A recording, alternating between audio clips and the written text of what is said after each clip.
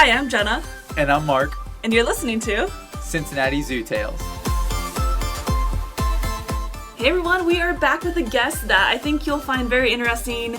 She worked at the zoo, had some other cool jobs that we're going to talk about, but isn't actually a zoo employee. So it's been a while since we've had someone who isn't a zoo employee. So Jackie Bray is here with us. Yes, thank you all for joining us again. These episodes are always really exciting for us to talk about someone who does conservation work kind of outside the zoo. Obviously, we love all the work that we do here at Cincinnati Zoo, but obviously me and Jenna are a little bit more in the know about that stuff. So it's always interesting to hear from some outsiders. But Jackie is the Associate Director at RAPTOR Incorporated in Claremont County, not too far from the Cincinnati Zoo itself. Thank you so much for taking the time to come down here and join us. We really appreciate it. Oh, it's my pleasure. Thank you so much for inviting me. I really appreciate it. So it's a local nonprofit that helps with a lot of native birds. Yes. So we want to talk all about that. And I guess go ahead, tell us the gist of what RAPTOR Incorporated does, but then we'll kind of get into you and like how you got there. Sure. RAPTOR Incorporated, we're a raptor center. We're a bird of prey rehabilitation and education center. Our focus, our mission is centered around the rehabilitation of ill and injured birds of prey. Local species are what we specialize in. We don't have any exotics. We do educational programming. The main mission for that is to inspire the public to care about wildlife and to take action to actually protect them. And also to educate. So a lot of things that happen with wildlife are just simply, people are not being malicious, it's just they don't know any better. Right. So when we know better, we do better. Yes, I love that. So, and we do quite a bit of field research as well to try to help forward the profession in general. Oh, okay. So we participate in a lot of research projects, and also we participate in community service projects, like we do Adopt a Highway, and we pick up litter and anything we can do to try to move forward the protection of birds of prey. We specialize just in local birds of prey. Very cool. So I'm sure some people have been to the zoo and seen a few of like our red-tailed hawks or some of our injured owls that, were rehabilitated but couldn't be released into the wild. Mm-hmm. So those are probably the type of animals you're using for your education programs too, correct? Absolutely. And some of the zoo's animals actually came from us. It's such a small world. It is, isn't it? Do you remember off the top of your head any that are here? I thought about should I put her on the spot?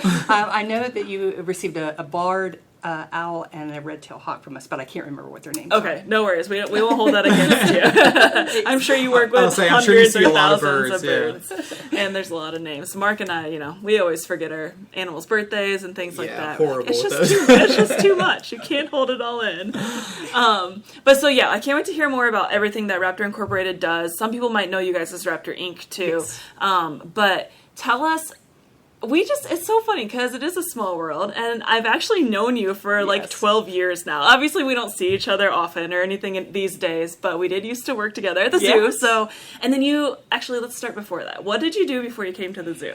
Okay. So I've had a very varied past careers. I've been very lucky. My first career was as a paramedic. I worked for 15 years as a paramedic and as an instructor. In emergency medicine, so I loved that job. It was awesome. High stress, yes, right? Yes. But you're very good with that. Exciting, yeah. I went from that job to being a 911 dispatcher. So I did that for 16 years, and I was an instructor in that I have as well. so many questions. I want to just talk to you about what it's like to be a 911 operator. Incredibly stressful. Jenna, who's a true crime aficionado. Jenna is probably on the floor right now. So intrigued. A lot of our coworkers think I'm a weirdo. They're like, why do you like that stuff? It's exciting. Do you like true crime? I do. Okay. See, there's something about it. It's interesting. Wait for the sequel podcast. It's just Jackie and Jenna talking about true crime. We wanted to do a Halloween episode. Maybe we'll tie that in. The cool thing is I've always been lucky to have jobs where I felt like it mattered. Yes. I was making a difference. Where it was those, really important work. That makes total sense. Like those all go together in that sense. Like you're caring for something, animals, humans, and it's high stress, and you must deal really well with stress, I would assume. I think so.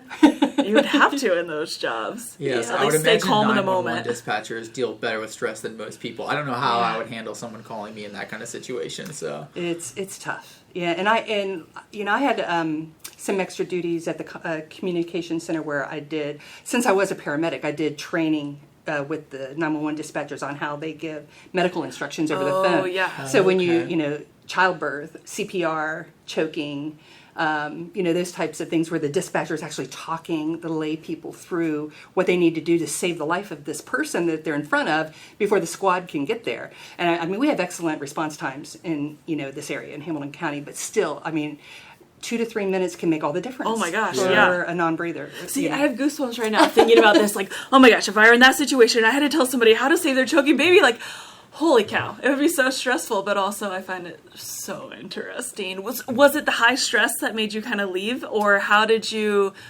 How did that work out? Well, I ended up retiring.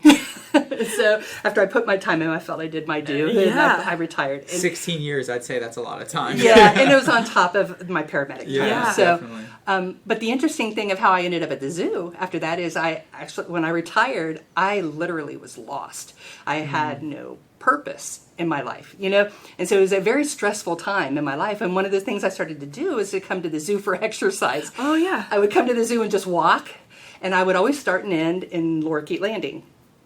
And I ended up, I mean, it's just really weird how things work out. Yeah. That's all I'm saying, is you never know where you're going to end up, So I'm hanging out in Lorikeet Landing. There's a bird in there that was a rose-breasted cockatoo.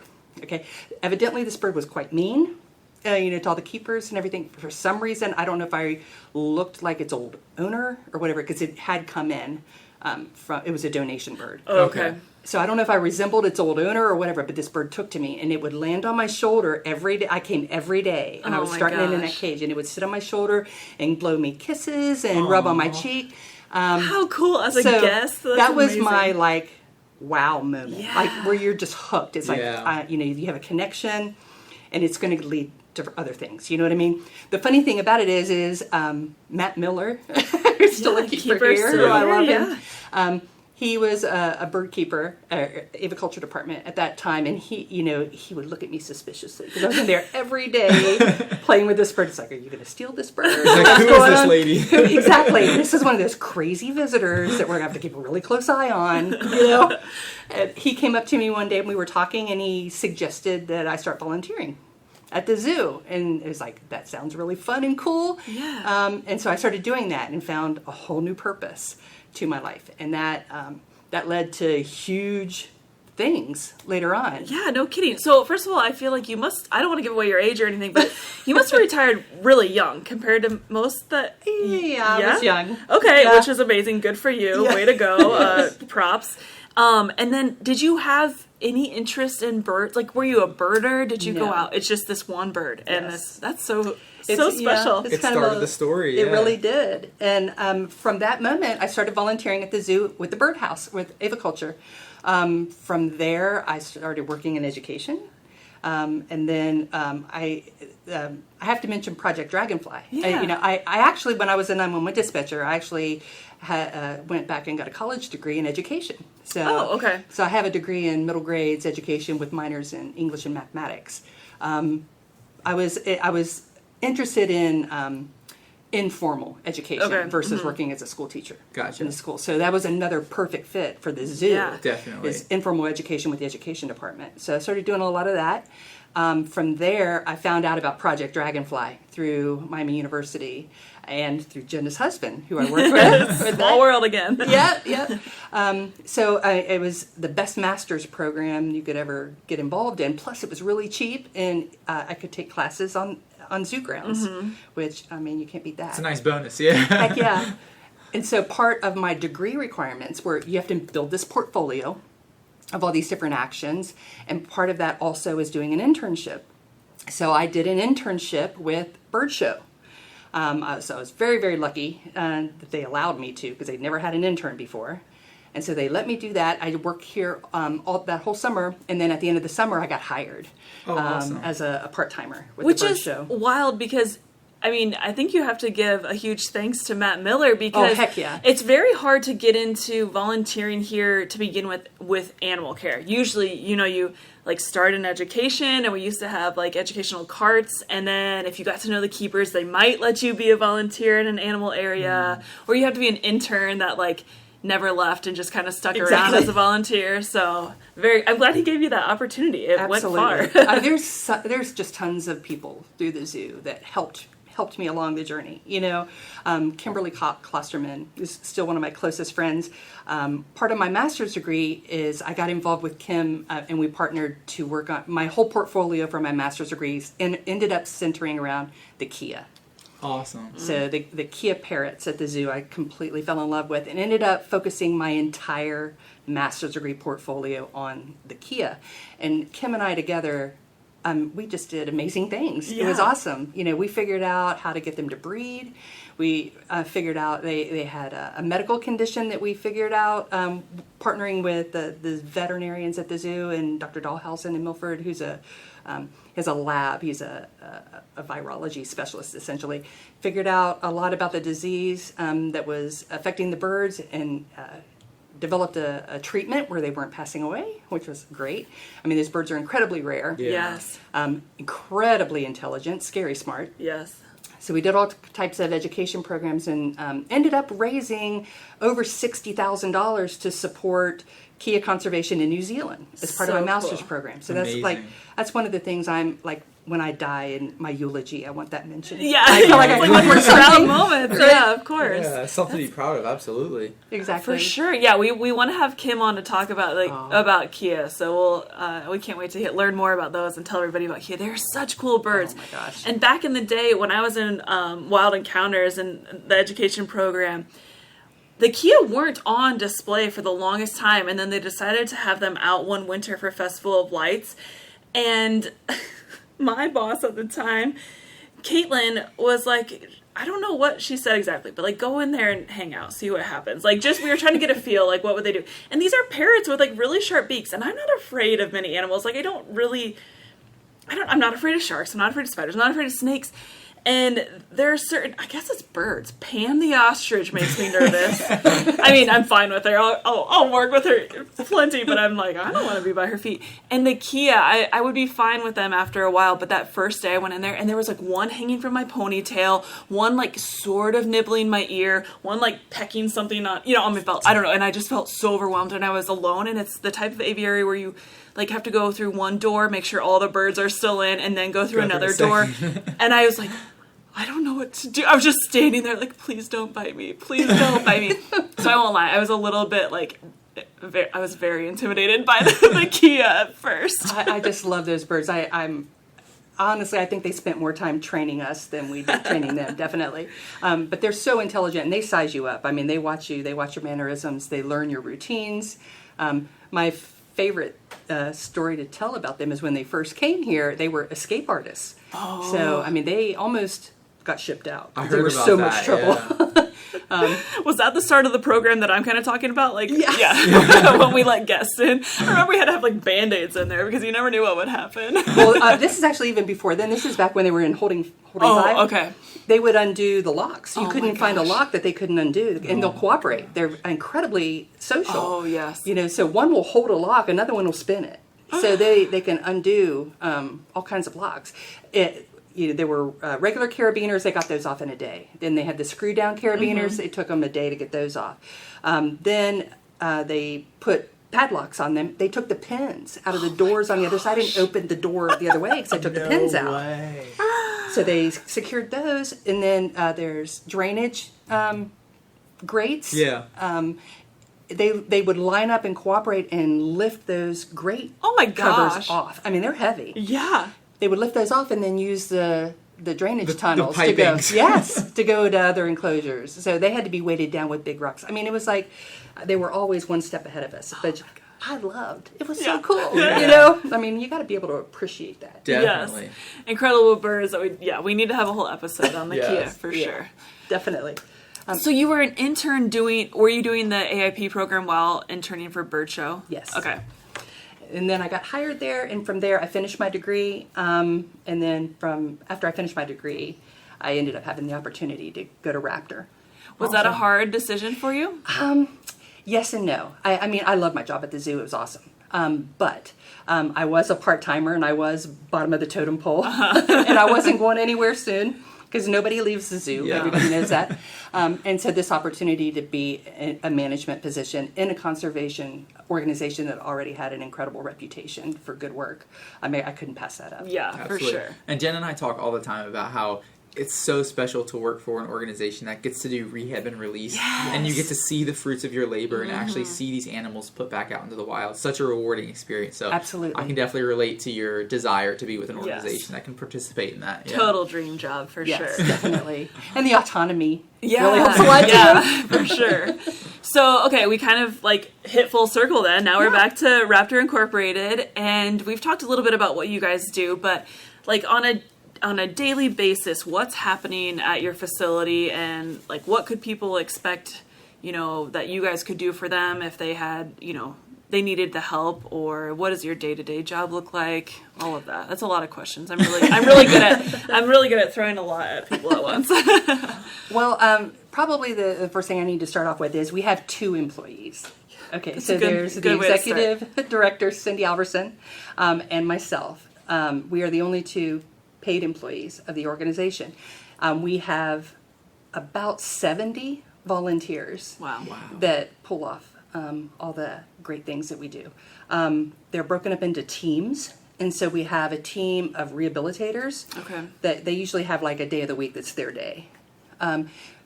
Those people have been with the organization a long time. We have a lot of investment in them as far as training, their commitment. They've proven themselves to have that opportunity for us to invest at that level of training. Because, I mean, that's medical care Yeah. Yeah. of the birds. absolutely. It takes a lot of training, a lot of supervision to Which I think be is interesting successful. too with your paramedic career, that Right. ties back into this. I mean, that's the weird thing, you know, between being a paramedic and having a teaching degree, it all comes together. Yeah. It That's does one job. Education perfect. too, yeah. It's very, very good.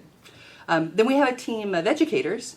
The educators we have 13 permanent resident Okay. birds that have some type of disability that prevented their release. So those birds are just like the zoo ambassadors. We use them on off-site and on-site programming. For the most part, our educators are either certified naturalists or they're retired teachers. Oh, so interesting. our educators are awesome. Yeah. You know, and they can adapt. Do they have to be certified to do it? They don't have to, but we are very selective. Okay, yeah. So, I mean, you know, you could have a varied background. Somebody from the zoo we would definitely give a lot of credit to, you know? That's good to know. So, hint, hint. If anybody from the zoo is listening, if you have free time, which I'm sure you don't, you know, we could always use more educators. But yeah, they take the birds off site and do educational programming. Then we have a team of, we call them Saturday crew, which does the deep cleaning. We clean every day, and we pick up leftovers every day. But Saturday is when we pressure wash and do all the deep cleaning, perch repair and stuff. So there's that team. We've got a clerical team. Basically, whoever you are, there's your skill set. We've got something you could do with the organization. So we're always looking for reliable volunteers, and we make you prove yourself. Like you're going to clean cages, and you're going to work hard to see, are you there because you're dedicated to the mission, or do you think you're going to get to play with birds? Because you're not going to get to play with birds. You know, so what those it's people, you know, the educators and the rehabbers and stuff have proven themselves that they're dedicated to the mission. So we just want to make sure that people don't think, you know, oh, I want to volunteer there because I'm going to get to play with the birds of prey, and that's not going to happen. Is there like a minimum hour, like, or amount of days a week or a month you have to put in? Yes, it depends on the team. Okay. Like, you know, the clericals and mowing grass and, you know, Saturday crew. There's a lot of variety there, and there's not as many requirements. But the educators and the rehabbers put in quite a bit of time. Okay. Minimum, probably I would say 12 hours a week. Okay. Yeah, it's a substantial commitment Yeah. for sure. Yeah. Yeah. Very cool. So, did I answer your question? Yeah, I mean, so you have people that are coming in every day to help, and then, you know, Saturdays are your big cleaning day. Are there specific days that you're doing education programs, or is that just kind of how, like, do schools or libraries, or who's reaching out to you? Who are you doing the programs for? Just like that, yeah. We do a lot of schools. We do a lot of nursing facilities. Oh, very cool. Yeah, retirement communities. We do community events like the county fairs. We're doing Paddle Fest this year. I don't know if the zoo's going to be down there. It's a big I don't know event. either. Very cool. So I mean, we do a lot of libraries. Yeah. Love the libraries. What kind of birds are going out? Like, so people may not know. Maybe just tell us a little bit about raptors in general, or Sure. what types of birds of prey, like explain to people what the difference is between a raptor and like a songbird. Oh, that's a great point. Our organization does specialize in birds of prey, and people do not know what different species are. So when you call our facility, let's say if you find an injured bird and you call our facility, the first thing we're going to do is try to identify what species it is. Because if it's not a bird of prey, we do not want to see it. And we've got resources where we can give you numbers to direct you to the correct people who are equipped to treat that bird or that animal properly. We are equipped to do birds of prey. So generally, what we ask is everything's a red-tailed hawk. Of course, everything's a red-tailed hawk. Okay, including turkeys and including pigeons and including everything else. So generally, what we'll do is we'll ask them to send us a photo on the cell phone or something because everybody takes tons of pictures. Yeah. You know? So we'll try to identify the species, and then after that. The biggest thing we want. Do you want me to run through like what we would ask people to do if they find an injured? Okay. Yeah, that's a great idea. Yeah. Okay. Well, let's say if you find an injured red-tailed hawk in your yard. Okay. I've done it before. I know. We rehab birds for you. Yeah. The first thing we're going to ask you to do, we're going to try to figure out, make sure it is a raptor.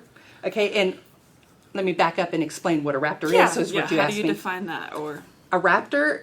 Or a bird of prey. Sometimes those are used interchangeably. There's a little bit difference between the two, but it's essentially predatory birds. So those are your hawks, owls, falcons, eagles, harriers, osprey. They're your hunting birds. And a bird of prey has a curved, sharp beak and sharp, curved talons on their feet that they use kind of like a fork and knife to dispatch their prey. So that's good what separates. word usage. Yes, it Good is. word usage. Dispatch. So that's what birds of prey are. Songbirds, things like that. Those there's rehabbers that specialize just in those. So that's what a bird of prey is. If you would find like an injured hawk in your backyard, we're going to try to identify that it definitely is a raptor, and then the next thing we're going to ask you to do is try to contain it in some way. Some of the easiest ways to do that is if you have like a cardboard box or even a laundry basket, just to toss it over top of the bird, just so it can't fly or crawl away. Because they're to them we are just bigger predators, and so they think we're going to eat them, so they're going to try to get away as best as they can if we're near them. So we want to get them contained. Put a box or a laundry basket over top of them at the very least, and put like a rock or something on top of it to weigh it down. Then call us. Okay. So once you get a hold of we have an emergency dispatcher who's specially trained to talk people through the different things we need to do. So the primary goal is we need to get that bird to us as fast as we can, efficiently and safely. So we have a group of great volunteers that serve as transporters for our organization, and they've had training where they can help. If you've just got it contained, they can help get the bird safely into a box and transport it to our facility. We can give instructions even for finders to get them in a box. Usually you need a big, thick pair of gloves or a big, thick towel. And we just want to put it in a box. We prefer cardboard boxes. We really do not want the birds placed in any type of caging or have a heart traps or anything like that, anything with wire, because it destroys their feathers. Yeah, I'm sure. Yeah, so we always, we try to ask it, like, cardboard boxes are the best. Yeah. Because they don't hurt their feathers. Yeah. And so once we get them to the facility, then we will, we've got a lot of resources at our disposal to help treat these birds properly. And we've had incredible training. Probably the biggest point I want to get across to people is it's incredibly important to reach out to a trained and licensed rehabilitator. If you find any type of wildlife that's injured, please do not try to do it at home, and please don't Google way more damage. how to do it. Yes. Those animals invariably suffer and die. Wildlife medicine is a specialty, and these birds, nothing in the animal kingdom resembles birds. Everything about them, their anatomy, their behavior, everything is different. So it doesn't matter if you have 20 years of training in treating dogs, you don't know how to treat a bird. Right. So please just get those animals to a trained person. On top of that, these birds are state and federally protected. And if you have a bird of prey in your possession, it's a federal offense, and the penalties can be pretty stiff. So you don't want to be in possession of even a feather, believe it or not, of one of these birds. Those are protected as well. So you can't even possess a feather of one of these birds without a federal and state permit. So that's just a nice reminder too. Yeah, definitely. Yeah. Don't try and do this on your own. Exactly. Please seek help. Reach out to and the now you know where professionals. to reach out to if you're local to Cincinnati. Exactly. Or the And area. if we're able to if we're able to rehab it and release it, we'll invite those finders to be there. Oh, very cool. awesome. And be a part of the celebration. Of course, that's a big celebration when Yeah. we're able to return a bird back to the wild. Yeah. What are some of the birds that you guys typically see? I'm sure like red-tailed hawks are really common, yeah. maybe Cooper's hawks, that kind of thing. I would say our big ones are red-tailed hawks, red-shouldered hawks, great horned owls, definitely barred owls, eastern screech owls, American kestrels, Cooper's hawks. It's kind of interesting because we have a seasonality pattern of some of the conditions that we see. The owls nest first. Great horned owls will start nesting in February. So they're really early. So we'll start getting, orphans in or problems in with young birds March and April. Wow. So, And there's something that, a little bit before this we were chatting and I learned that there's a better time of year to take trees down. Will you tell us about that? Like that's one of these reasons you're seeing these owl chicks, right? absolutely. Especially in the spring. Huh? Owl chicks, is that correct? Owlets. Owlets, yes. As soon as it came out of my mouth, I was like, that's not correct. Owlets, I see yes. all kinds of terms. Sorry. It's just easy to call a baby bird a chick. Yeah. Right? Don't want to give out that wrong information, though. Owlets. Yes, sorry. So there's a reason there's a better time of year to take trees down. Absolutely. Yeah. If you're planning on taking down dead trees, the fall is always better. A lot of people, when we're coming out of winter and it's getting warm, they want to do that work in the spring. Mm-hmm. The problem is especially owls in our area, they're cavity nesters.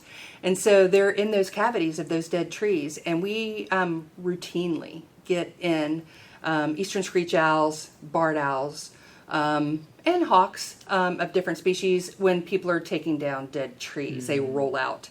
Or, frequently they end up perishing in the destruction of the tree as well. So they end up finding, a nest of dead hawks. Yeah. If a nest is active, if a bird is in there, there's eggs present or chicks present, they are sitting, it's a federal offense to disturb that nest if it's active. So that makes me think a lot of times people will reach out to us. I don't know if you get these questions sometimes, but like they'll see a baby bird or a young bird, usually a juvenile or a fledgling, and they see it on the ground, a nest above, and they want to know, can they touch it? Should they touch it? What should they do? And so speaking specifically to birds of prey, can you kind of explain to people how you might know when it's a fledgling and it is supposed to be on the ground there next to the tree, or if it fell, how can you tell the difference? It's very difficult. We face that every spring. Mm-hmm. So we get tons of orphans in every spring. It's really difficult to figure out, is it an actual orphan? Is it injured? Or is it kidnapped? So birds of prey leave the nest before they can fly. Mm-hmm. Fledging means like their first flight, or they leave the nest. It's normal for them to leave the nest and not be able to fly just yet. The parents are paying attention. They're close by. They are feeding it. They are watching it, and they're guarding it. However, a lot of times it can be dependent on the location that they come down on. The peregrine falcons downtown, if those chicks fledge and land in the middle of the road or on the sidewalk, we need to bring that bird in. Yeah. Whether it's injured or not, because obviously that's not A safe environment. exactly. Yeah. Mm-hmm. And that goes for the other birds as well. If the environment is not safe, we get a lot of questions about dogs and cats in the area. Sure. So, we don't want to endanger the bird. If there's any risk to the bird, and in general, we generally do bring those birds in to the Raptor Center, simply because we want to do a physical exam and make sure, it might be healthy, but we can verify it at the Raptor Center, and we can take it back right away. So we always want to err on the side of caution. So if there's any question of the safety or the health of the bird. We will bring it into the Raptor Center. We will give it a full evaluation. We do have a tree climber. We have a bird bander who is just like a monkey in the trees. It's amazing. He can get those birds back in the nest. If nests are destroyed, we can put up fake nests. Birds of prey are good parents, so they don't just abandon their chicks. So if we give them a little bit of help, they want to take care of their own. That's very interesting, and I just want to clarify though, like something that people should do is maybe watch it for a little bit, see if they notice the parents feeding it or something, and then you might know, like, no, that's totally fine, I don't need to call. And then the next step is like, I've checked on it a lot throughout the day, or I haven't seen the parents come in 2 days, then they might want to give you a call, right? That's exactly what we're your going to tell initial them. thing isn't going to be like, put Don't a box scoop around. and run. Yeah, Call don't kidnap it. Right. Maybe call for some advice first, and there's things you can look out for. And then if it does seem questionable, then that's when you guys will assess it and then put it back. And the thing of I don't know if it's true for any species. I can't think of one off the top of my head that I know it is true, but there's a lot of talk, at least on Facebook and social media, that like if you touch a baby bunny, the mom will abandon it. If you touch this bird, it's generally not true. It's a wife. So if you pick up a baby bunny to save it from getting run over by your lawnmower, that's, better than it getting hurt, and the mom should most likely come back. You can always keep an eye and look out for those moms, or there's certain things you can do. But with the birds, they will not be abandoned because they have a human scent on them, correct? Exactly. Yeah. It's a total wives' tale. Yeah. However, I don't routinely correct people on that because it gets people to leave them alone. Oh, Yeah. I just She's ruined the secret. But then you see the people that they think, oh, I had to touch it for this reason, so now I better raise it, and that's Exactly. that's That's not not correct. correct, yeah. No, if its parents are around, please let the parents. You wouldn't want your children kidnapped. Please let the parents do this. Well, and interesting, birds of prey have little to no sense of smell, Yeah. with the exception of the turkey vulture. So, I wouldn't say they have none, but it's like great horned owls routinely feed on skunks. Yeah, I think that's a Yeah. really interesting fact to share. So, yeah. Do you Very guys have interesting. any great horned owls at the facility? Yes, we do. Yeah, we have Ollie. Oh, and so they're a permanent resident there? Yes. Okay. And do you guys, you don't allow visitors on a regular basis, but you do have some open houses, don't you? Yeah. Do you have any coming up? We do. It's actually this month. We always have an open house on the last Sunday of the month, Okay. March through November, so Okay. that's warm, from 1 to 4 p.m. And the events are free. You can drop in anytime during that 3-hour time period, and we generally have a lot of activities out. We have stations, educational stations, like you might be able to dissect an owl pellet. We have birds out on the glove. We have biofacts that you can touch and interact with. You can take a tour of the facility and see the different setups that we have for different species. So those are the last Sunday of the month, March through November, from 1 to 4. And our next one is July 31st. Okay, very So, cool. Yeah, I'm not sure when this Awesome. episode will air, but hopefully, if it's not by July 31st, the August, last Sunday in August. Exactly. And you guys are backed up to remind me which park. The Cincinnati Nature Center. Yes, okay, so Nature you could go and spend the morning hiking and then stop by for the open house, or That's just right. stop by for the open house, of course, too. Yeah. But it is it's just a nice area of town, so Yes. I think it'd be cool to make a little nature day out of it. Yeah, yeah. And do visitors have a chance to see any of your permanent residents? Yeah, if they get stop to by see for an them open all. house? Yeah. Oh, awesome. They don't get to touch them, so Sure. we're asked that quite a bit. But we do have touchable you don't want to artifacts. touch these birds. No, we don't touch them like that. Yeah. They go through quite a bit of training. There's never going to be a time where these birds are pets or domesticated. So they are who they are. They're wild animals, and we respect them in that way. So the way we handle them is in that light. However, they're smart. If these animals weren't intelligent and able to adapt to their environment, they would not survive. So they learn very quickly that these uniform shirts usually come with treats. Yeah. And when they see the glove, they generally figure out pretty quickly that person's going to protect their bubble. That's how I like to phrase it. They learn to look to us, that we're not going to let people come up on them too close. We protect, we try to keep dogs away from the area. So things like that. So they're learning creatures. It doesn't mean they're domesticated. It just means they're smart. Yeah. And they've learned to adapt to their environment. And they learn to trust you guys as much as, they can. Exactly. And if you violate that, they'll remember. Mm-hmm. Yes, yeah.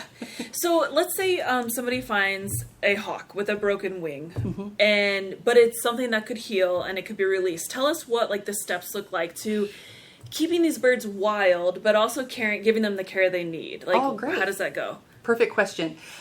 Especially if they come in young. Okay, if they come in as an adult, they're not going to imprint. But if they come in explain imprint, please. Oh, yes. Okay. We haven't talked about that.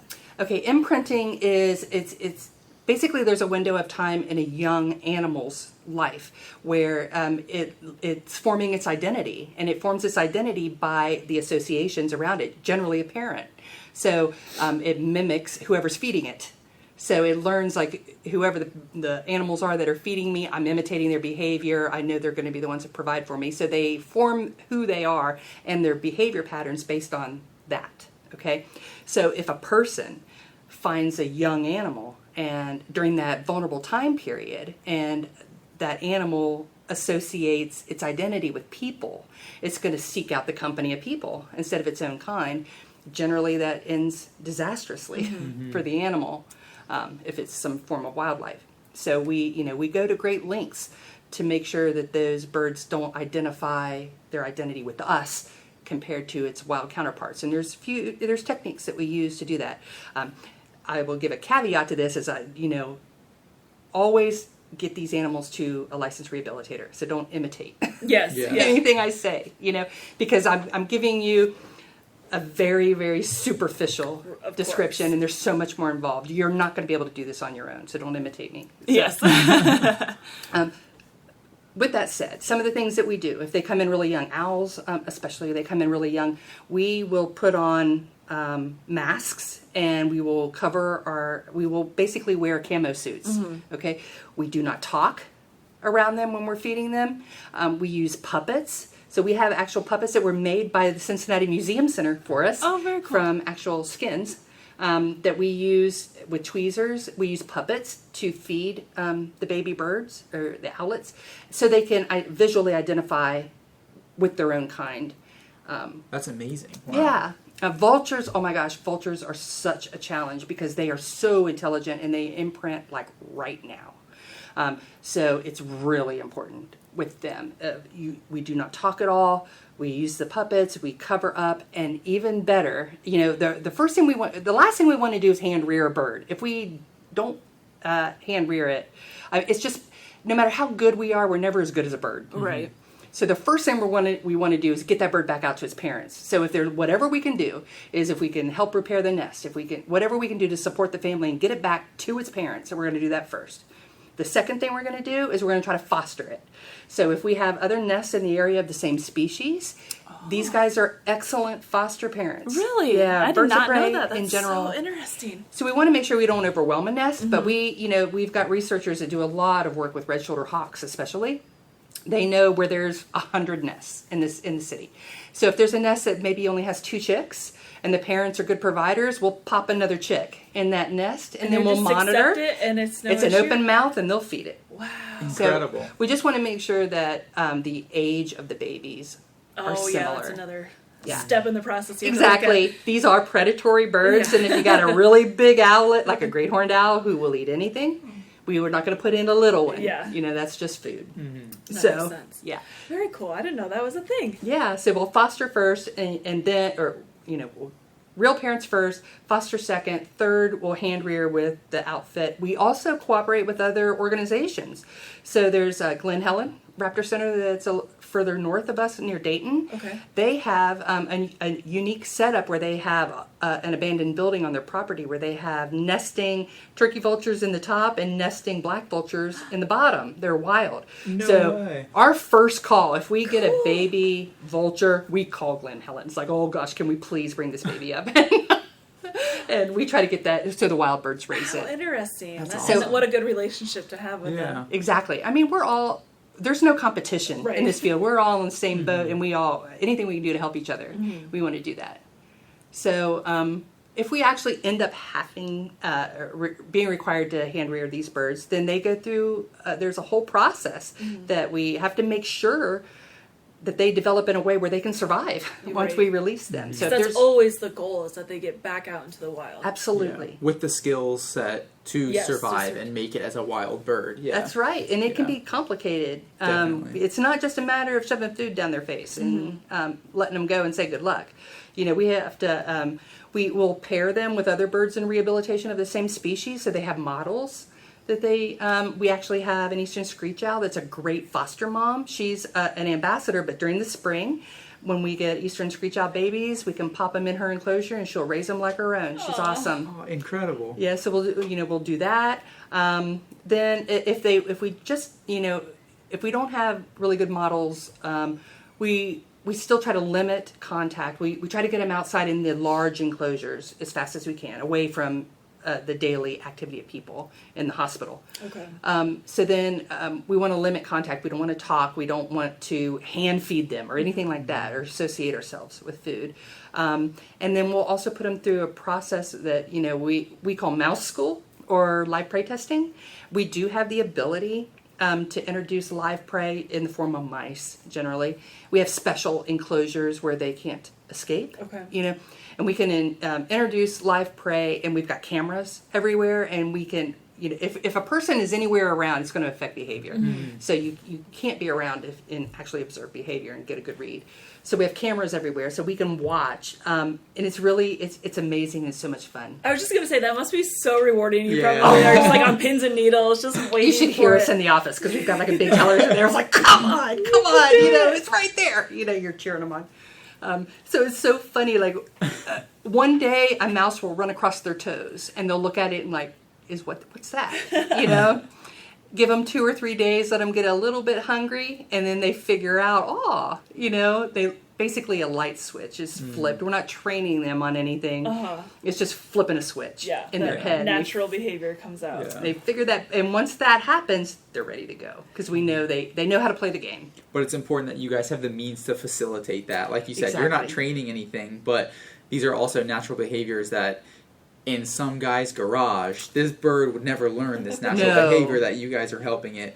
I picture you guys like parents at a Little League game watching this TV, just screaming on your kids. That's awesome. It's totally like that. Yeah, we're always rooting for them.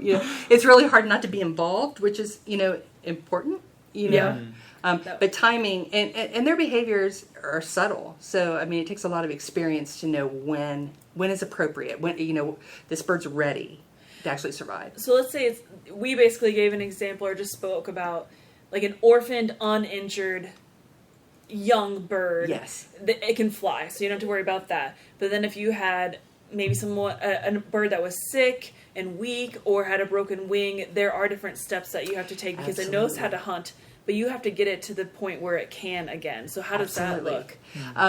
They're just like people. So every patient is an individual.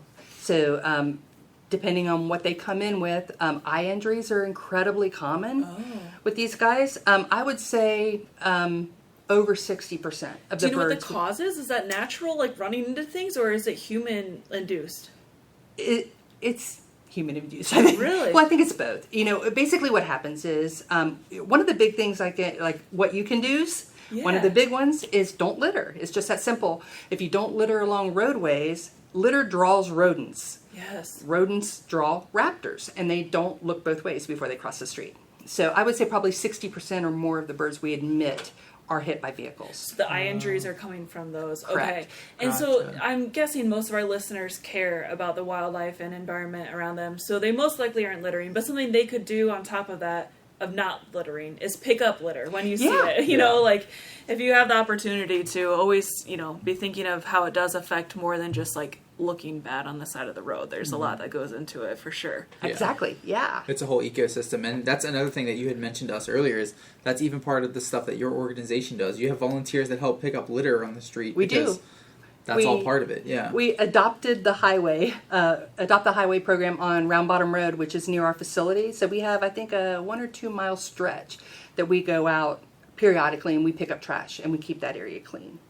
Because it's a prominent. There's a lot of farms there. There's a lot of rodents, so it's a prominent area. I'm guessing a lot of people don't put that association together, how litter would draw rodents and rodents are going to draw these predators that can be injured. When they're focused on this mouse and a car comes 50 miles per hour, they don't have a chance. That's right. So you mentioned a huge portion of your animals are going to be hit by cars. Yes. How do you admit those patients once they get in?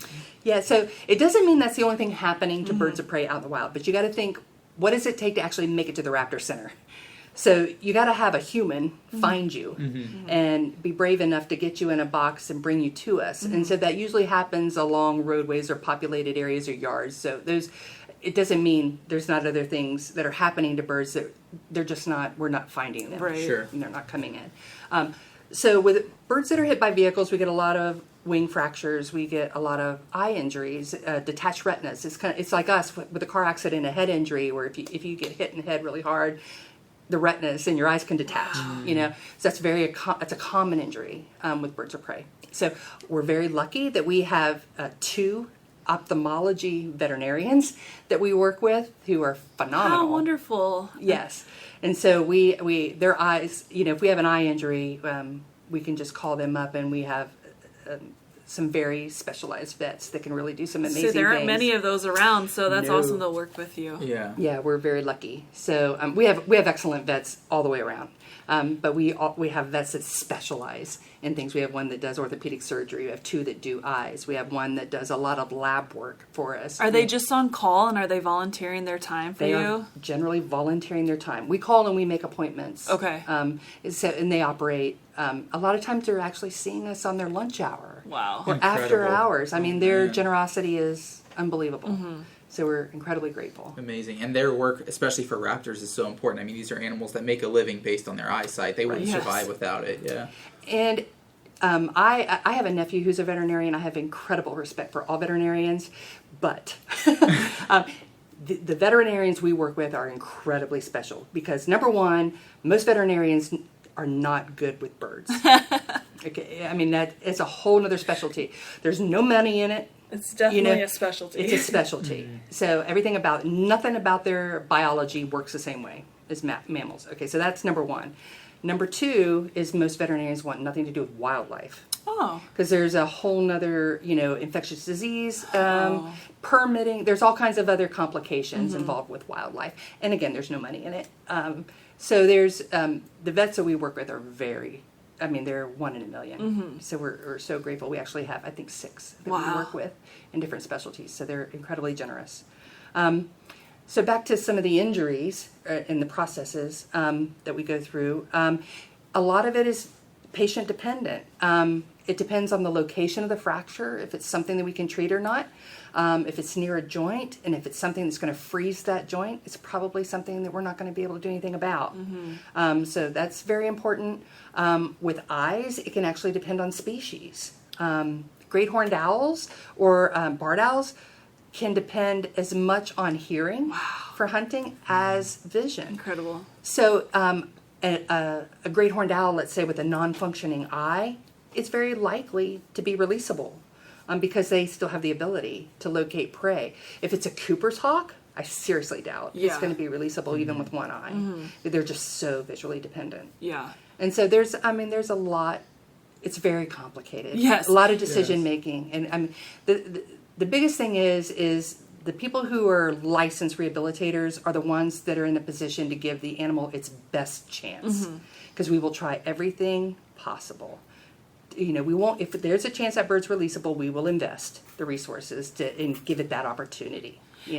And then you guys also have like a giant free flight area, right? Yes. So they can learn and build up their muscle again if they did have a wing injury, or if they were sick and like emaciated and you just needed to plump them up and they can get their strength back in that, right? Yep. We essentially do physical therapy in those big flight enclosures, and there's different things we can do as well with exercise depending on what the injury is. Yeah.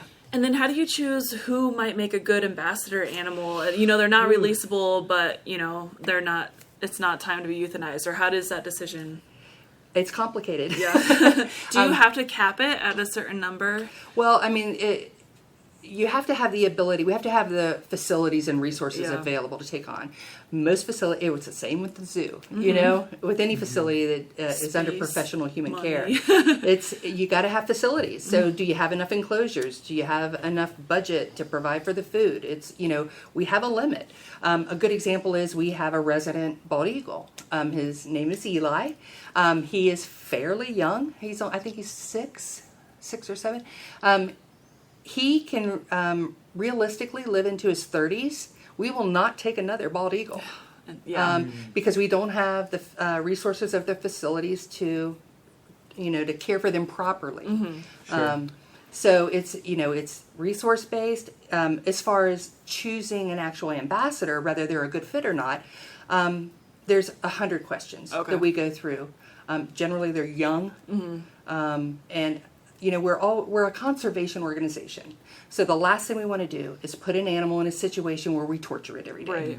So if you get an adult Cooper's hawk, that bird is not going to be a good ambassador because it's just going to be so stressed. It's never going to see you as a partner or somebody that's going to protect it. It's just we're just a predator. So different like species specific kind of personalities, but also individual personalities and nature of the injuries. That's very important. Are they going to be healthy? Are they going to get arthritis and get a condition called bumblefoot? I mean, there's all kinds of decisions that have to be made. And then as far as like purchasing food and all of the facilities, is that all donated money, or how are you guys raising money? And do you have any like events or things that people could look forward to kind of help you guys out?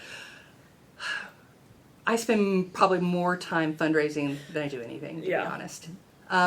We're a nonprofit organization. We do not receive any public funds, any tax money or anything like that. So we fundraising with just about any nonprofit is probably half your work. Yeah. So we have events that we do every year. Our educational programming that we do off-site is for a fee. Oh, yeah. So a lot of that money helps, the education programs help fund rehab. We do fundraisers at like the breweries. We have different events. One that's coming up that's pretty big for us is we're doing our first annual 5K run. Oh, cool. It's the first time we're doing it. I'm kind of scared because I'm managing it. Yeah, that'll be great. It's going to take place in Milford at Miami Meadows Park, which is off of State Route 131 in Milford. It's on September 11th. Okay. In the morning. And basically we have some really cool things we're going to give out. So it's a 5K run. If you go to our website, which is RAPTORinc.org, there's a tab across the top that says Raptor 5K. You can click there for all the information.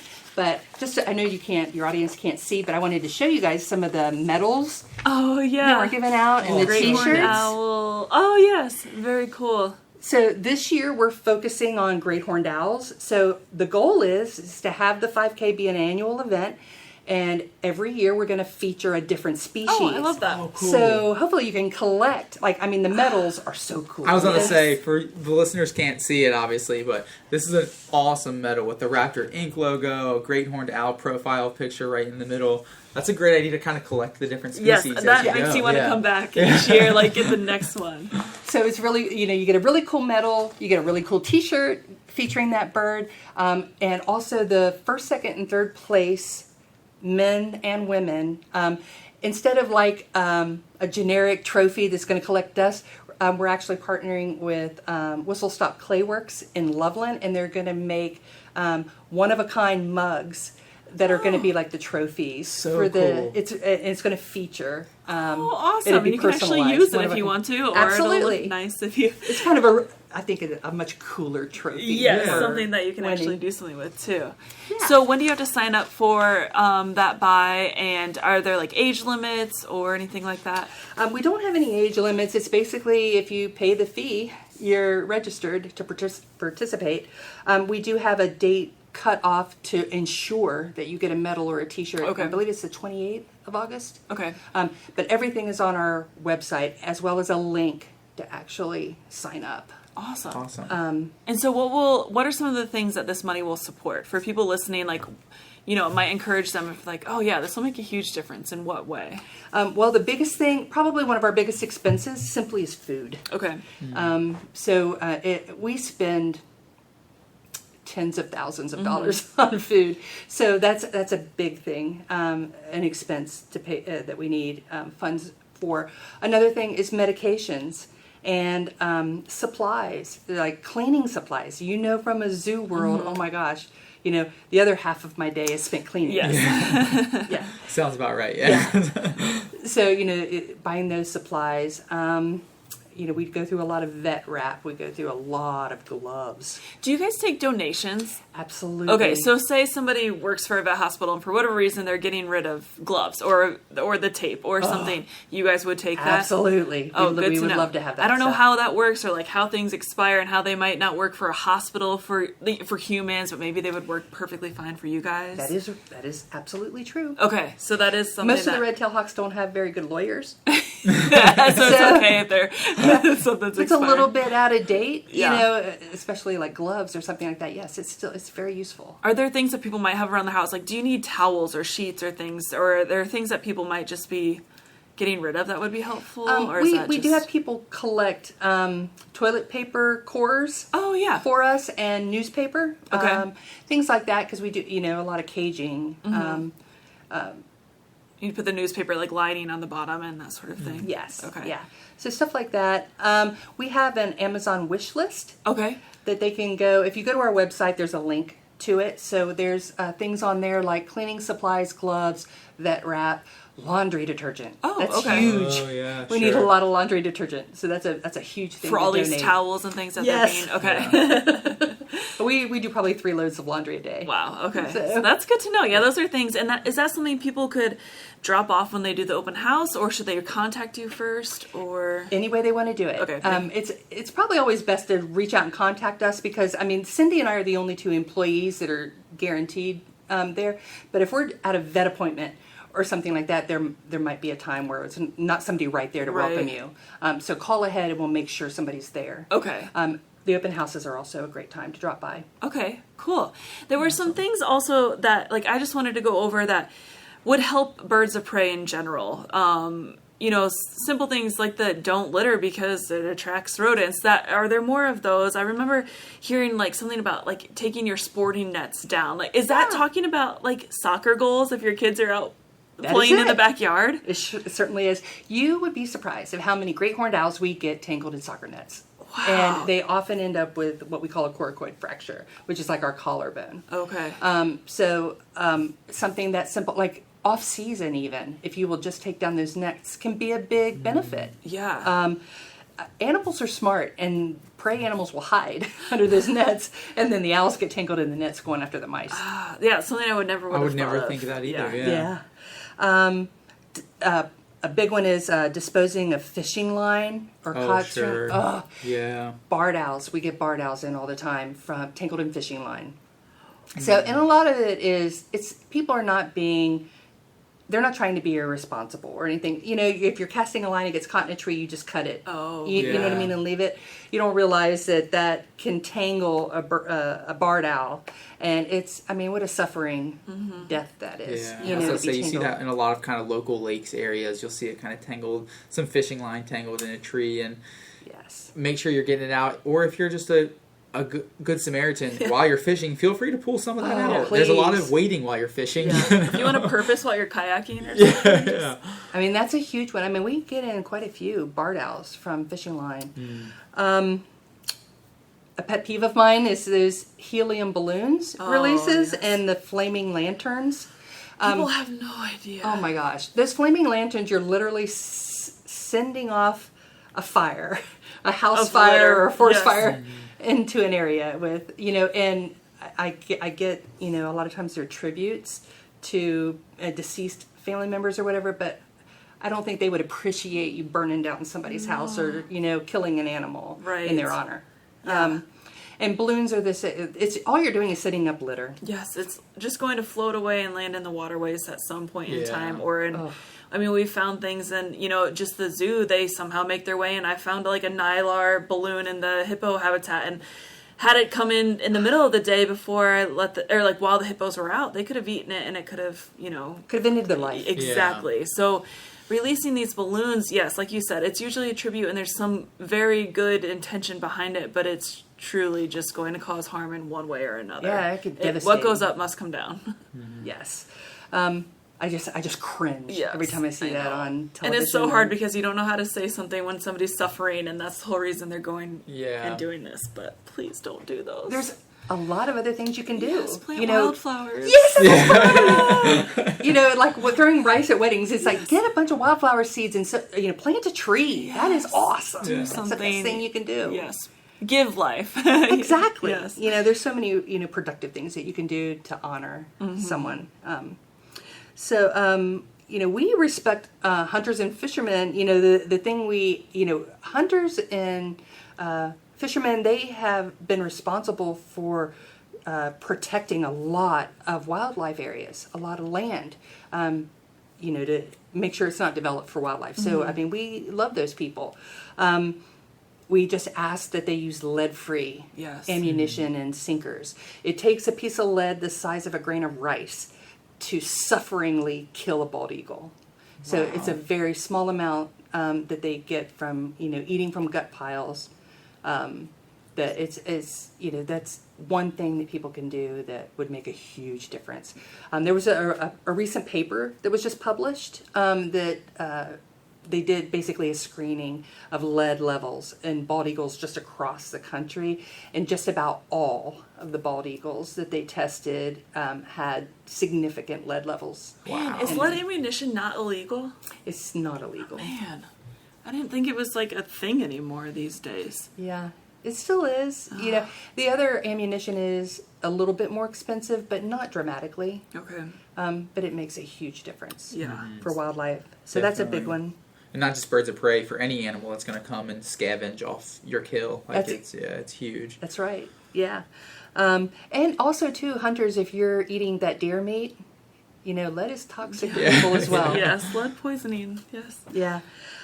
We ask people not to use poisons to eradicate rodents.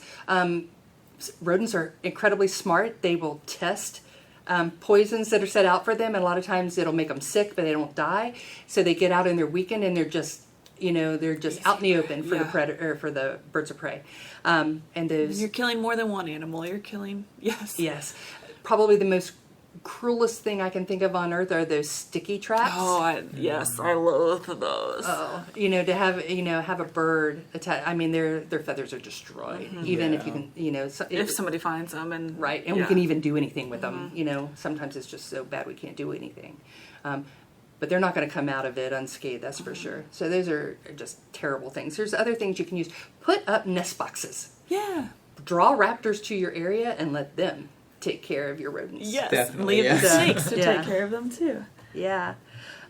You can also cap your chimneys. A lot of these owls especially are cavity nesters. If your chimney is open, barred owls, we get plenty of reports every year of there's a barred owl in my living room because it came down my chimney. That's not something I think of. No. That's not... Yeah, me neither. So, that's important too. And plus it keeps the songbirds and other things out of your chimney. Plan your tree work in the fall. And the big one is support your local rehab centers. Your local rehabilitators, because they're generally they're operating on a shoestring budget. They're usually doing it out of the kindness of their heart. It's their own time and treasure. A lot of times that are invested in that, and they need all the help they can get. They do good work.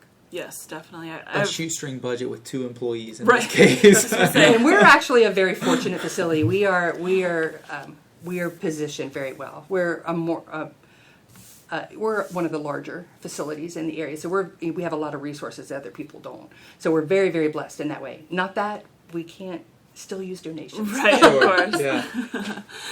Oh, man. Well, I guess it's about trivia time. Uh-oh. Do you have trivia today? I do have some trivia for you guys. All right. Jackie, if you're up for it. I will try. So for today, we've got some wingspan questions. Jenna, Okay. I always know how much Jenna loves dealing with numbers, getting away from the biology and animal behavior and going towards I should have had numbers. my boss here. She's the number lady. I'm more the big picture person. So this is all for birds of prey.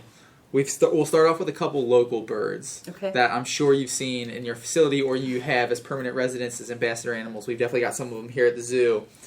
What do you guys think is the wingspan of a red-tailed hawk? 4 feet. 3.5 to 4 feet. That's what I would say. 3.5 to 4. You guys are both right on the money. Average is right at about 4 feet. Okay. Perfect. 1 for 1. Jenna was getting worried we're over there. competing? Oh, well, I mean, no, it's a team, it's competition, whatever you guys But want. if you know something and you want, usually I just guess and embarrass myself. But we'll see how well I can guess this time. Okay, next up. You said you have one of these at the facility you mentioned. I think you said his name was Eli, a bald eagle. Yes. Wingspan? Wingspan, yes. I would say 5 to 6 feet. 5 to 6 feet. I would have guessed 7. 7. You guys are both right on the money. So it average is about 5.5 to 6.5 feet. So Okay. you guys are both right there. Yeah. Okay, 2 for 2 so far. I'm impressed. Let's go. Let's keep it going. All right, another bird of prey, which is an animal that I've had like kind of family members ask me about that I don't think a lot of people realize is a bird of prey. American kestrel. Oh, little tiny thing. Yeah. Oh. Small little falcons. Yeah. I'd say 14 inches. I was going to say a foot. A foot. You guys are both a little bit small. The average Oh. is right around 20 inches. Oh, wow. 20 Way inches. long. About a foot and a They half or look so. so little. I Yeah. know. I just want to go back to the thought of like a bald eagle having a 6.5 foot wingspan. Like imagine that, and then put them on their side. They're taller. That's taller than most humans. Yeah. That's pretty incredible. Yeah, 6.5 They're foot very is large. massive. Yeah. Well, the thing that fascinates me as well is the difference between males and females. Oh Sure. yes, Yeah. I have to So- take that into account. In raptors, it can be 30%. It can be massive. Yeah. Yeah. Females are typically larger. Yeah, females are the big and bad ones, yeah. I Yes. always like to tell people. Yes. But yeah, 6.5 feet for a bald eagle is massive. On the opposite side of the spectrum, you got little kestrels, cute little birds, about 18 to 20 inches. Yeah, foot and a half or so. Huh. All right, we're getting away from birds found around here. These are exotic birds. We have one of these around the zoo. Actually, I think we have 2 of them here. Andean condor. Oh. I'd say 8 to 10. 8 to Feet. 10 from Jackie. Gemma. Oh gosh, I'm trying to think. I'll say 11. 11. Average is right at about 9 to 10 feet. Okay. Yeah, 9 to 10 Nice feet, job. which I get lucky. impressive. Impressive so far. Like you mentioned for the bald eagle, 6.5 feet is huge for a bald eagle. Could you imagine an Andean condor No. sitting at 10 feet? Yeah. What's my wingspan? That's a basketball hoop, Oh my but gosh. flying. It's like a dinosaur. Wild, yeah. All right, last one I got for you guys. This is a very famous, well-known bird. Big Bird. I knew. As soon as you said that, I was like, we're going to bring up Big Bird for like the 5th time. It's just a running joke at Yeah. this point. We've done how tall he is, so what's this time Big- it's his Big Bird's wingspan. wingspan. Oh, man. Big Tiny, Bird's right? wingspan. Does it? Okay, so his body. I don't know. I will guess 6 feet. I'm trying to remember what he looks like. Is it human arms? I'll guess 5 feet. It's actually, so the research I did, it can't kind remember of what it varies looks a little bit based on who's in the costume, Okay. apparently. Sorry for any of you kids out there listening. Big Bird's a person in a costume. But yeah, it's about 6 feet, kind of give or take a little bit. Okay. So, yeah. No, I just keep putting my arms out. Nobody can see me, but I'm like, what are my Jenna's arms? been sizing her own wingspan for this whole trivia session. Well, that Oh, wasn't man. as terrible as it has been sometimes. No, you guys were awesome there. I think We're- 5 for 5. I think, yeah, Jackie yeah, was that 5 was for perfect. 5. Yeah. That was perfect. Awesome. Oh, man. Okay, is there anything else we didn't hit that you wanted to really talk about, or? There's one thing I would like to mention, and that it goes back to the time at the zoo. Okay, I don't think people realize the good that the keepers do at the zoo behind the scenes that are not part of their job. Okay, and we benefit from that as well. So some of the things I want to mention are like part of my master's program. I partnered with Kim Klosterman, who is a aviculture keeper, and we did projects on the side that raised $60,000 for programs for Kia in New Zealand. Mm-hmm. Okay, on those same lines, the zoo has a program through CREW, the Internal Conservation Fund grant program, and basically what that is there's money set aside for the zookeepers here to put forth grant proposals to support programs that they're personally passionate about.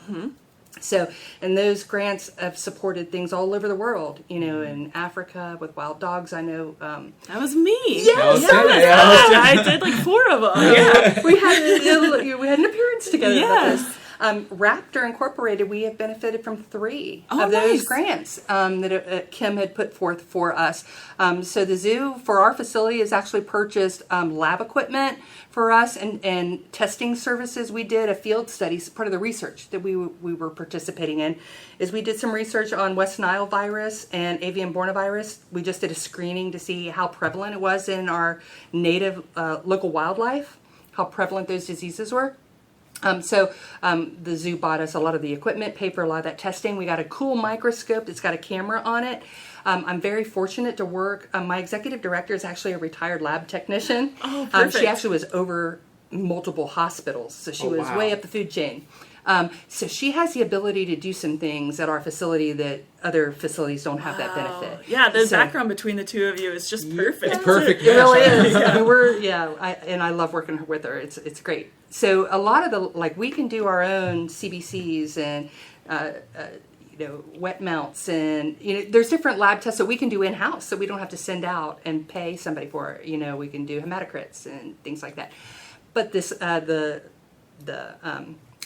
microscope that the zoo bought for us with this camera, if we see something funky on a slide, I can take a picture and email it to the vet and say, what is this? Awesome. How convenient. And then they Yeah. can turn around and prescribe the correct medication or whatever. So that's one of the things that the zoo bought for us. Another thing they bought was an animal intensive care unit, so a big incubator, really important in the spring when we get I'm those young sure. babies in to make sure that we're maintaining their body temperature appropriately. And it also has the ability to deliver nebulized medications for Incredible. respiratory illnesses, things like that.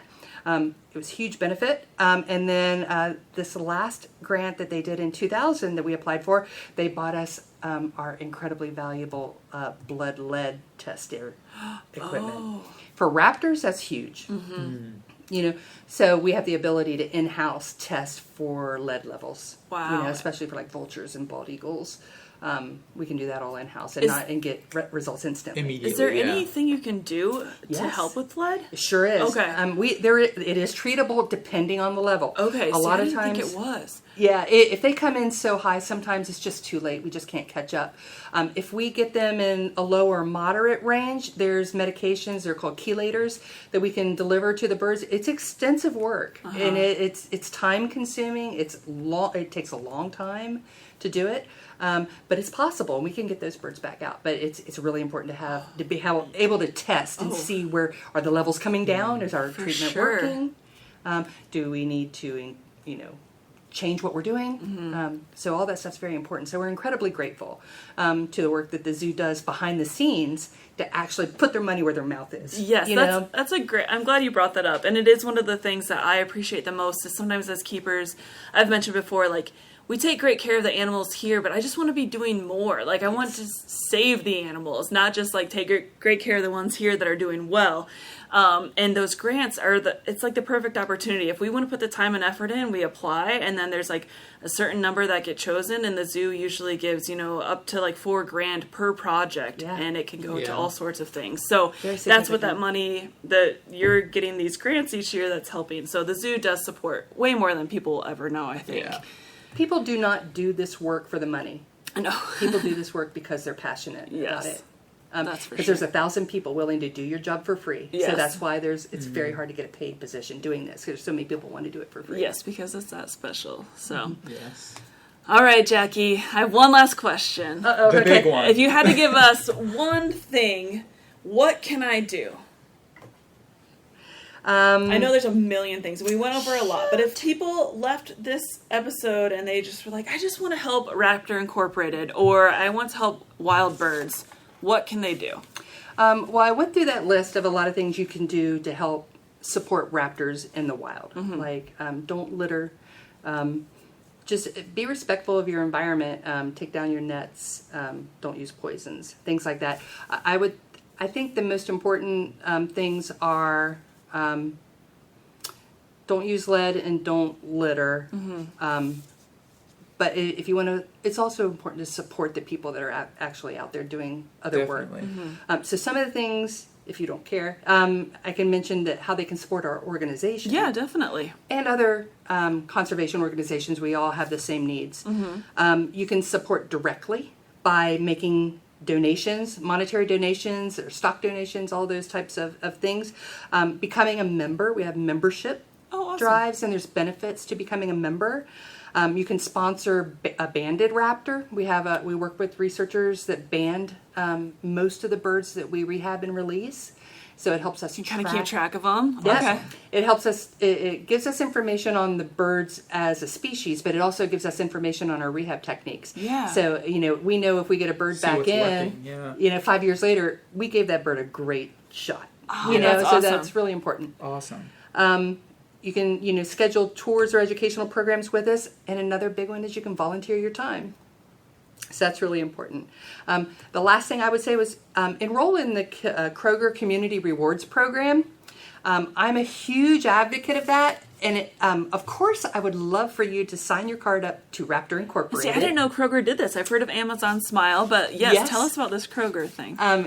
If you've got a Kroger card, you basically pick your favorite nonprofit and you attach them to your card. Whatever you spend on groceries, and I spend a fortune because I Is this a Kroger credit card, or is this just the Kroger it's the regular card. Okay. It's the Kroger card for your discounts. Yeah. Okay. Yeah. You go it costs on you to nothing. Yeah, just whatever groceries you're buying. It costs you zero.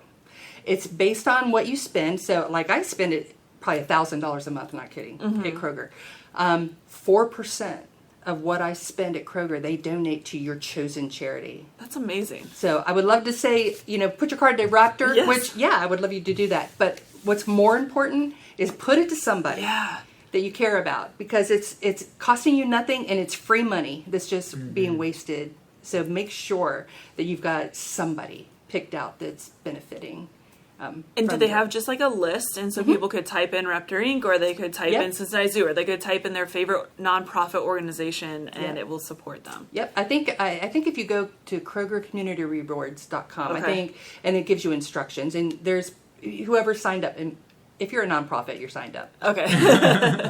You just search through the list and pick who you want to support. So, like you said, it costs you nothing. You Correct. just have to go online and sign your card to attach it to this nonprofit, and the nonprofit benefits. We It's get awesome. quarterly checks based on the people who have chosen us as their chosen charity, and the donations can be significant. They can make a big difference. Wow, what an easy way to help. Yeah. Yes. And maybe you could change it each year if you want to support all of these different places or something. Yeah. So, thank you. I feel like we learned so much today, and I'm hoping that people at the very least, like I said, I get questions from friends, so I'm sure there are people out there that have no one to reach out to, or it's probably not happening often in your life, but if you come across an injured bird, even if it's not a raptor, at the very least, if you don't know what to do, call Raptor Incorporated, look something up, and find a rehab or a rehabilitation center, and they can direct you to the right type, or help you figure out a way to bring it in if that is the correct one. Ask for help. Don't do it yourself. Absolutely. Yeah. And we actually have the state and federal permits for Ohio and Kentucky. So we perfect. actually cover northern Kentucky and southwest Ohio. Okay. And if it's outside those areas, we have a list. We can direct you. Okay, because sometimes I've found myself trying to find places that could rehab like a skunk or a raccoon, and it's kind of hard. But if there are places that you do find online, call them, and they might know the resource if you can't find it online. For the state of Ohio, if you go to our website, there's a tab called Rescue. We actually have posted a PDF file that you can download that has all the licensed wildlife rehabbers for the state of Ohio. Okay. Regardless of species. So Amazing. all the raptor centers are there, and the ones you mentioned, like the skunks and the raccoons, those are rabies vector species, so they have to have a specialized certification. It's harder to find Right. those. So that list is on there. You can actually pull that right off our website. Okay. That's a great resource. Yeah. Yeah, definitely. Yeah, I know we've definitely enjoyed having you on, listening and learning so much about Raptor Inc. Do you have one more chance to just plug, if you guys are on social media, the date for that 5K run one more time? Yeah, thank you so much. Yeah. Our website is Raptor Inc. RAPTORINC.org. We have a free open house event last Sunday of the month, March through November, from 1 p.m. to 4 p.m. It's free, no reservations needed. You can drop in anytime. We have plenty of activities. And then our next fundraiser that we're working on is the Raptor 5K in Milford. It takes place on September 11th. it's a Sunday in the morning. And we have some great swag that we're passing out. And we're also going to have a little fun party afterwards. We're going to have live birds out there. We're going to have stations set up and activities. Awesome. Maybe some pellet dissections. It'll be a fun event besides the run. We'll have like a little fair kind of afterwards. Yeah. Awesome. And we'll have some great raffle items. I've got the opportunity to do to go out with a bunch of falconers with fun. their birds. If you want to go on a hunt. Is Gary Densler involved? We know Yeah. we have big Gary Densler Actually, fans. yeah, I had some communication with him. This is the president of the Kentucky Falconers Wow, Association okay. and his buddies with their birds that you can actually go on a hunt with them. Wow. So that's an opportunity we're going to raffle off. Holy cow. That's a unique experience. Right, and that's once in a lifetime. Yeah. Yeah, definitely. Yeah. And then are you guys on Facebook or Instagram? We sure are. Okay. We actually have 2 pages on Facebook. One's the location and one's the actual organization. Okay. Either, it doesn't matter which one you sign up for. One is RAPTOR Inc. The other one is RAPTOR Inc. Milford, Ohio. Okay. Okay. So yeah, follow us on Facebook. Yeah. Awesome. Yeah, go to their website. They've got tons of resources on there to check out and support. But thank you so much again for taking the time to join us and coming on out here. We really appreciate it. It was awesome for me to learn more about it. I think it's some new knowledge, that we hopefully got out there. So that you will guys help so animals. much. You know, it's not just interesting stories. I think it'll be helpful. So, yes, thank you for all you do. It's great to see you. And maybe we'll have you back for a creepy true... No, we won't. I would love to. Maybe you and I will put that together. It doesn't really fit the Cincinnati Details podcast. It's just an episode of Jackie telling Jenna all the stories from the 911 days. Oh, okay. Yeah. We can just go out and have some beer. There we go. Well, thanks for listening, everyone. Have a wonderful week. Yeah, thank you all so much for your support. Thanks for supporting Raptor Inc. as well. Thanks so much.